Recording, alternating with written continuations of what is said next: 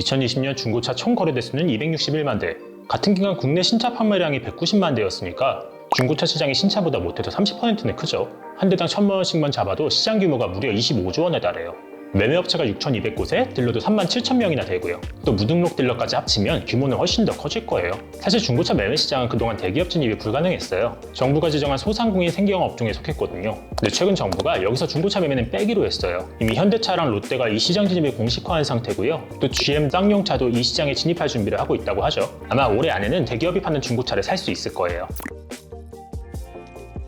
중고차 시장이 비합리적인 건 두말하면 입만 아프죠? 이 시장을 구조적으로 한번 볼게요. 내가 만약 중고차를 판다면요, 대기업의 신차 판매 영업소나 경매장에 팔 수 있어요. 판매 영업소들은 딜러한테 차를 직접 팔거나 아니면 경매장에 넘길 수도 있고요. 경매장에서는 딜러들이 차를 경매로 산 다음에 또 다른 원매자들한테 차를 파는 구조예요. 개인에서 소매, 도매로, 여기서 또 소매, 개인으로 이어지는 복잡한 구조죠. 이 시장에 이해관계자도 굉장히 많아요. 혹시 중고차 딜러들이 개인 사업자라는 거 알고 계세요? 중고차 매매단지 안에 상사라는 게 있고요. 딜러는 상사와 계약을 통해 상사 명의로 차를 팔아요. 상사는 딜러한테 차를 알선해주거나 또는 돈을 빌려주기도 하고요. 딜러는 차를 판 다음에 상사한테 자리값과 매도비를 주죠. 이 둘의 관계는 말하자면 악어와 악어 사이 관계인 거예요. 또 차 팔기 전 수리를 해야 되니까 정비 업체들도 있고요. 딜러도 호객 딜러랑 알선 딜러, 매입 딜러 등 종류도 다양하죠. 구매자들이 돈이 없을 때를 위한 할부금융 영업사원도 있고요. 또 차를 사면 보험을 들어야 되니까 보험 판매인도 있고요. 차 한 대에 붙는 사람이 이렇게 많으니까 이런 복잡한 구조는 차 가격을 끌어올리는 요인이 돼요. 실제로 비슷한 조건의 중고차를 매매업자한테 사면요, 개인한테 사는 것보다 20-30%는 비싸다고 해요. 같은 차종의 주행거리나 연식 모두 비슷한데도요. 아니 이게 말이 20-30%지 차 가격이 1,000만 원대는 훨씬 넘어가니까. 이런 상황은 중고차 시장에 대한 사람들의 부정적 인식과도 맞물려 있어요. 당장 인터넷만 찾아봐도 중고차 샀다가 피해봤다는 이야기들 수두룩 쌓여 있어요.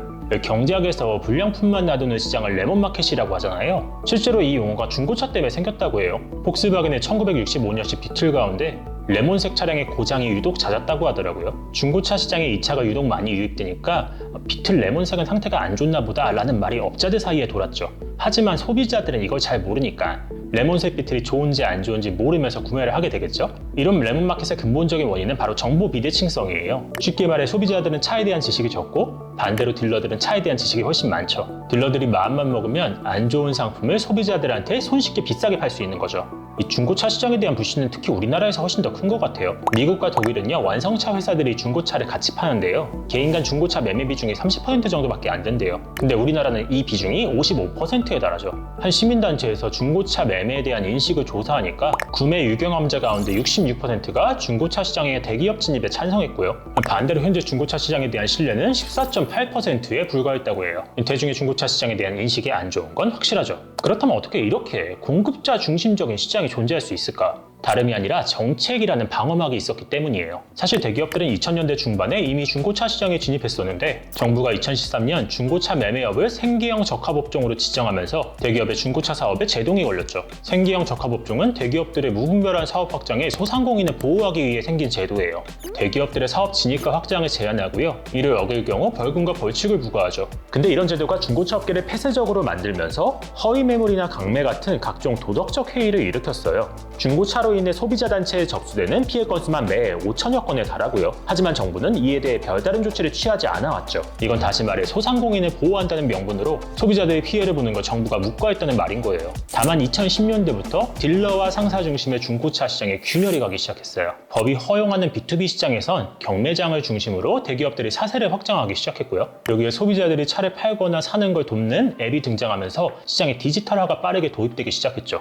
특히 디지털화를 통해서 소비자들은 내 차를 팔 때 쉽게 경매에 붙일 수 있게 됐고요. 또 중고차를 살 때는 같은 조건의 차의 가격을 쉽게 비교할 수 있게 됐어요. 이런 변화가 의미하는 건 중고차 시장이 레몬마켓에서 탈피하기 시작했다는 거예요. 정보 비대칭성이 해소되면서 자연스럽게 소비자들의 이득이 커지기 시작했고요. 이 말은 반대로 중고차 매매업자들의 이익은 줄어들기 시작했다는 거죠. 그리고 결정적으로 2019년에 중고차 매매업의 생계형 업종 지정이 만료됐어요. 3년간의 논란 끝에 결국 중고차 매매업이 생계형 업종 지정에서 해제가 됐죠. 다시 말해 이제 대기업들이 직접 중고차를 매입해서 소비자들한테 팔 수 있는 판이 깔리기 시작한 거예요.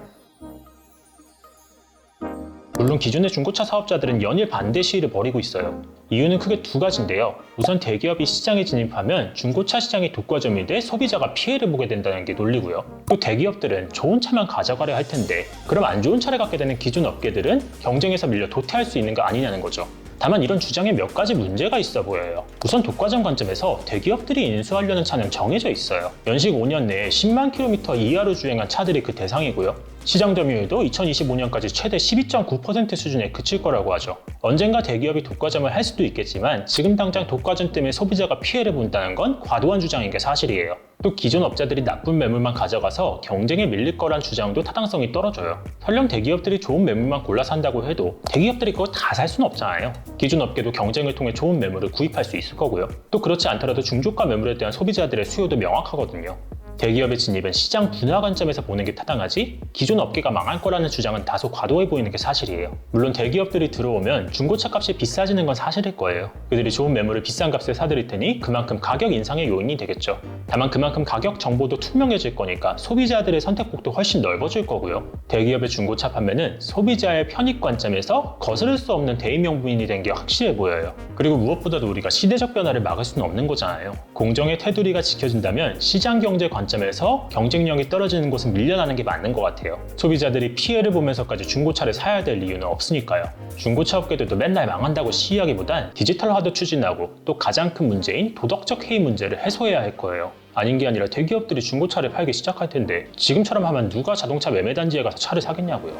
여러분들의 생각은 어떠신가요? 하시고 싶은 말, 궁금하신 내용 있으면 자유롭게 댓글로 남겨주시면 저희가 답변해 드릴게요. 넘버스에서 이번에 준비한 이야기는 여기까지입니다.